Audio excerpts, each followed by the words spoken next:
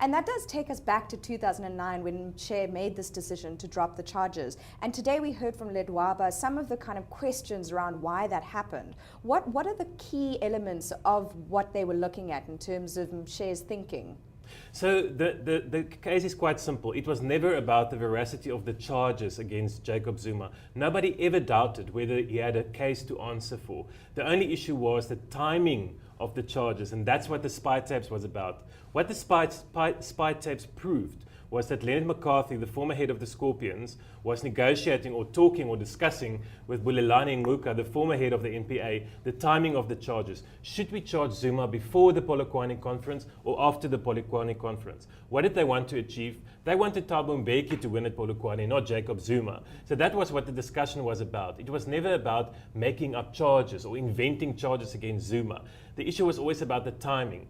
What Judge Ledwaba found this morning was that it was not for Mokotedi Mshe to make that call, but for a court of law. And that's what Mshe was told. He was told this by Billy Downer, the prosecutor in the case. He was told this by Wim Tringo, who was a senior counsel who advised the NPA, who said, please don't make this decision on your own.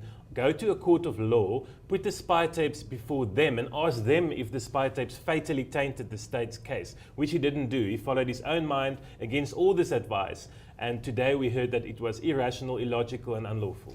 And Ledwaba pointed out that Mshe made that decision single-handedly, and that was part of the problem, that his team was saying otherwise and he chose to ignore them.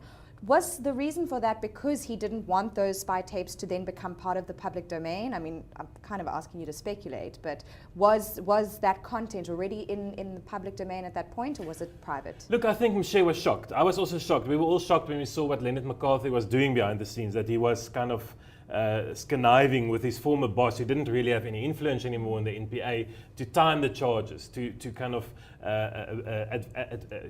make sure that Mbeki wins at Polokwane and not Zuma. And I think what Judge Ledwaba also said, that he made this decision based on emotion rather than logic. He should have waited, he should have asked the court of law. He was angry with Leonard McCarthy and he wanted to punish him, and that's why he withdrew the charges against Jacob Zuma. It was never about Zuma, it was about McCarthy and the Scorpions. And I think that's quite sad. I think it's quite an indictment on the NPA that an acting head of the NPA could do that, could forget the veracity, the masses of work that Billy Downer and his team did, and make a decision based on emotion. It's now up to the appeal. Obviously, this case can still be overturned, so it will now probably go to Bloemfontein. I expect President Zuma to take the court on appeal. That's been his strategy all along. He's dragging this matter out. He doesn't want to go to court. He doesn't want to face these corruption charges in court. He doesn't want Billy Downer to cross-examine him. So President Zuma, I suspect, will take this matter on appeal and then probably to the Constitutional Court after that.